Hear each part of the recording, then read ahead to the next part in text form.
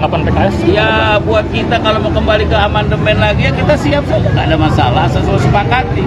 Jangan celetak-celetuk, belum siap semuanya. Main celetak-celetuk aja atau apa-apa, padahal nggak ada kesepakatan dari bidang-bidang lain di lembaganya.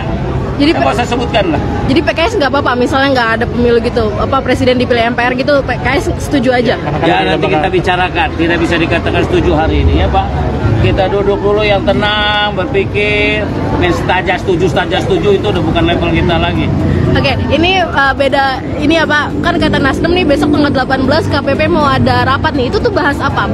Bacawa pres atau gimana? Kita ini bukan hanya tanggal 18, setiap tanggal kita bahas. Kebetulan 18 itu habis upacara. Ya, kita ingin supaya moga-moga cepat muncul namanya cawapres kita diumumkan ya. Hari semakin 6 bulan, semakin begini, semakin begitu, semakin asyik. Entah maksudnya apa, yang jelas katanya minta klarifikasi ya. Jadi mengklarifikasi bahwa benar apa enggak dan lain sebagainya. Jadi pertama jawaban saya, mana saya tahu ya.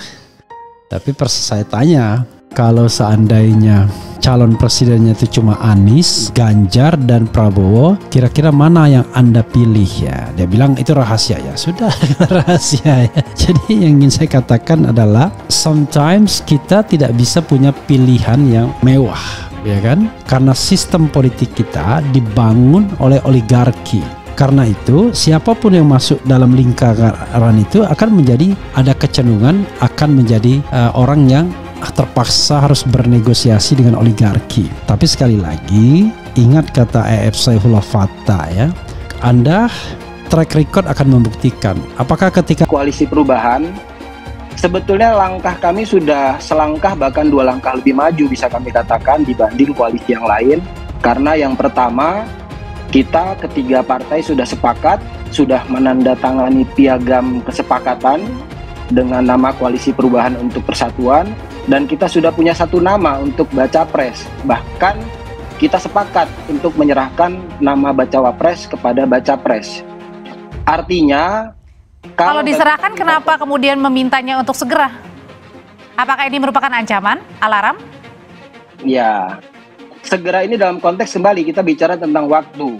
Jadi bagi kami Partai Demokrat tentunya ada hal-hal yang ingin kami tingkatkan, hal-hal yang perlu dikoordinasikan dengan segera, dan ini akan bisa dilaksanakan dengan baik apabila sudah ada kepastian.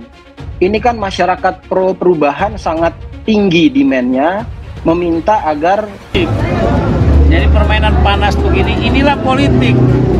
Ya, jangan buru-buru lah, nggak usah santai. Tetapi kalau kita udah bisa umumkan, siap ya kita umumkan. Misalkan si Ganjar ngumumin duluan, silakan. Kakak kita Bang Bo, silakan.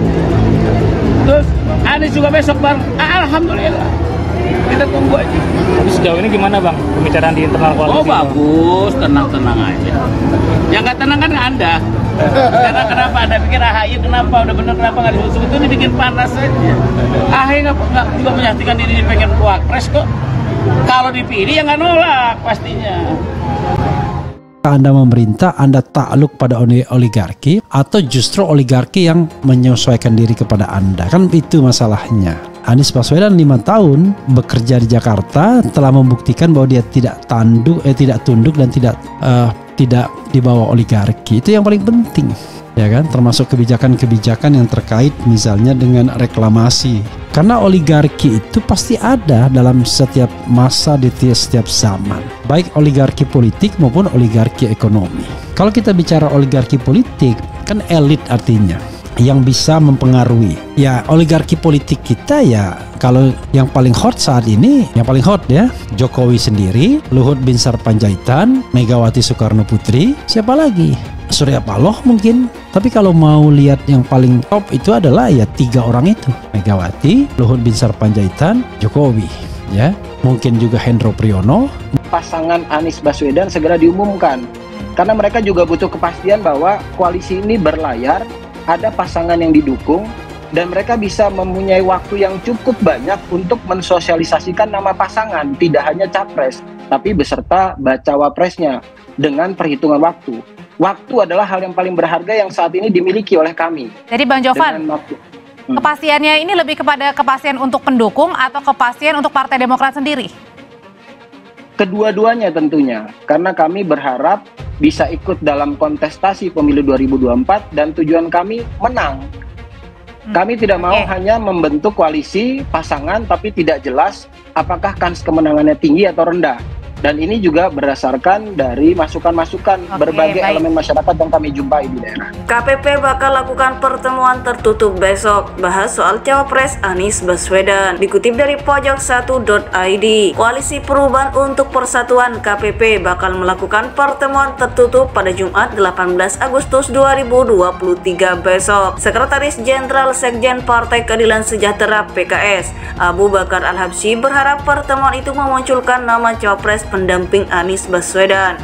Kita ingin supaya moga-moga cepat memunculkan nama Cawapres yang diumumkan, kata Abu Bakar kepada wartawan di Jakarta Kamis 17 Agustus 2023. Anggota Komisi 3 DPR RI itu mengatakan bahwa pertemuan yang bakal dilakukan besok tersebut merupakan rapat rutin yang dilakukan anggota KPP, yaitu Nasdem, Demokrat, dan PKS. Rapat itu tidak hanya di tanggal 18 Agustus besok, tetapi di setiap tanggal KPP selalu membahas perkembangan koalisi, ujarnya.